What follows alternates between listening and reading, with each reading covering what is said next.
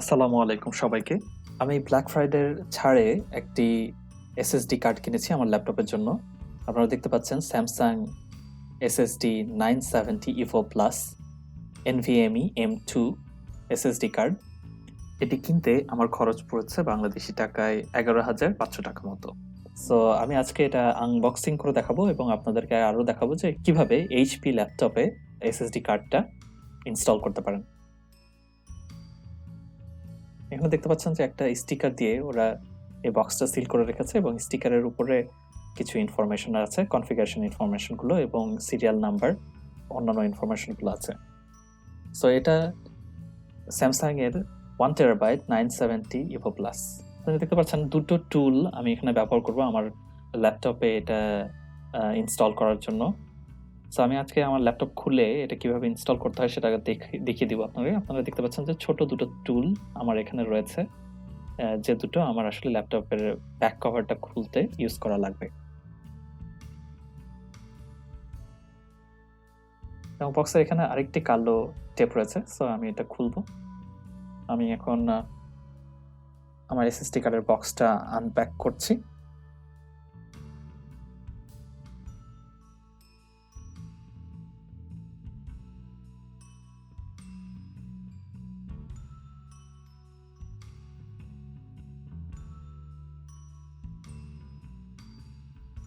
SSD কার্ডটা সাইজে আসলে অনেক ছোট এবং ভেতরে আমি একটা ম্যানুয়াল দেখতে পাচ্ছি। ইন্টারেস্টিংলি ম্যানুয়ালটাও একটা সিল দিয়ে, কালো একটা সিল দিয়ে আটকানো। এটা আসলে এর আগে আমি আর কখনো কোথাও দেখিনি যে ম্যানুয়ালেও সিল দিয়ে আটকানো থাকে, which is very interesting. I don't know what is inside. So কিভাবে ইনস্টল করতে হবে সেই সম্পর্কে এখানে লেখা আছে বিভিন্ন ল্যাঙ্গুয়েজে।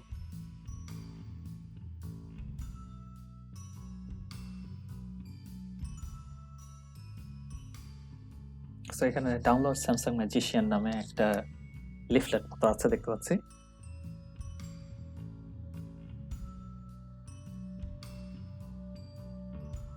এখানে আপনারা দেখতে পাচ্ছেন যে কিভাবে এটা ইনস্টল করতে হবে ডেস্কটপে, সেটা এখানে লেখা আছে এবং পরের পৃষ্ঠায় আছে এটা কিভাবে ল্যাপটপে ইনস্টল করতে হবে।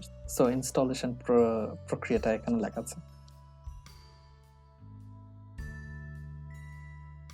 সো আমি এটা দেখতে পাচ্ছি, এটা আসলে খুবই ছোট।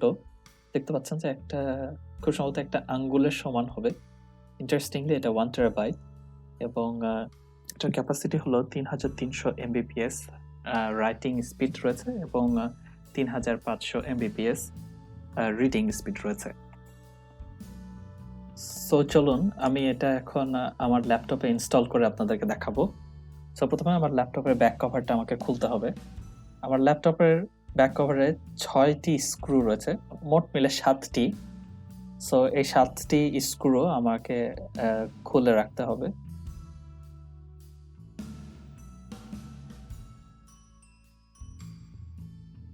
র্যাম চেঞ্জ করা বা এসএসডি কার্ড চেঞ্জ করা বা হার্ড ড্রাইভ চেঞ্জ করা এটা খুবই সহজ একটা বিষয়।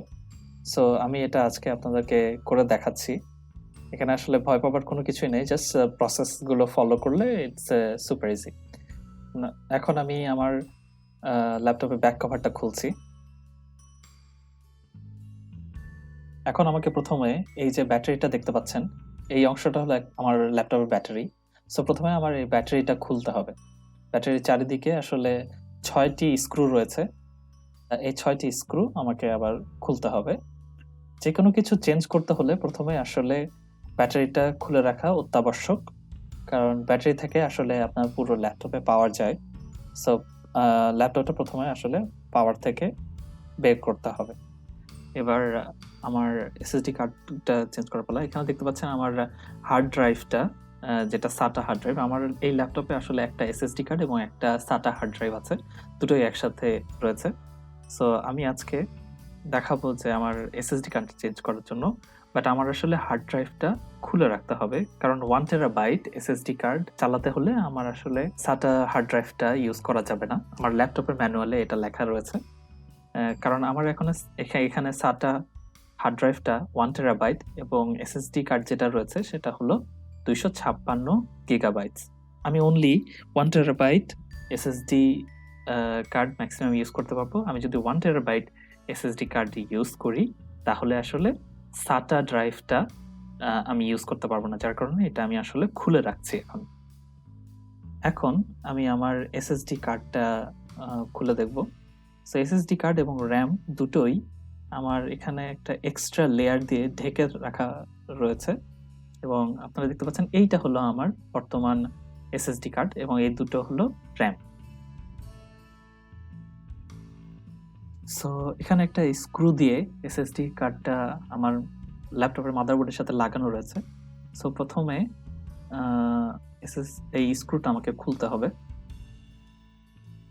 আপনারা দেখতে পাচ্ছেন যে পুরোটা সময় আমি আসলে একটাই টুলস ব্যবহার করছি, ছোট্ট একটা টুলস। ইউজুয়ালি প্রত্যেকটা ল্যাপটপে আসলে এরকম একটা টুলস দিয়ে আসলে সবগুলো স্ক্রু খোলা যায়। আমার এখানে একটা এক্সট্রা ডিফারেন্ট টুলস লাগছিল ব্যাক কভারটা খোলার জন্য। তো দেখছেন যে স্ক্রুটা খুলতেই এটা অটোমেটিকলি উপরের দিকে উঠে এসেছে এবং আস্তে করে পেছনের দিকে টান দিলে এটা খুলে আসছে। এটা দেখতে পাচ্ছেন যে আমার এসএসডি কার্ড 256 গিগাবাইটস।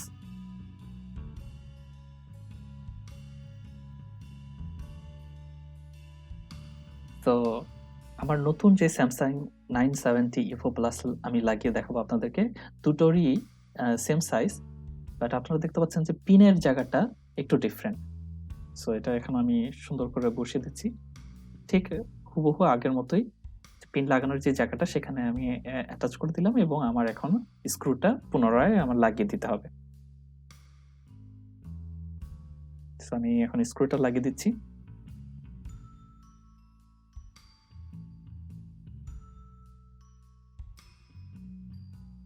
স্ক্রুটা লাগানো হয়ে গিয়েছে।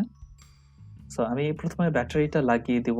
ব্যাটারিটা লাগিয়ে দিয়ে তারপরে আসলে আমার উইন্ডোজ সেটআপ দিতে হবে এবং ল্যাপটপটা চালু করে দেখতে হবে। সো আমি ব্যাটারিটা পুনরায় লাগিয়ে দিচ্ছি। ঠিক যেভাবে খুলেছিলাম সেই সেম ভাবে সেম জায়গায় সুন্দরভাবে খুব ইজিলি এটা আমি আবার বসিয়ে দিলাম।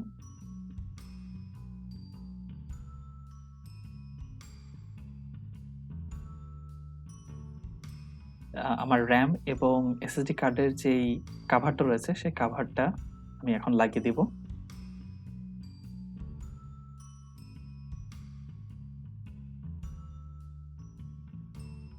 এখন আমি পুনরায় আমার ব্যাক কাভারটা লাগিয়ে দিচ্ছি।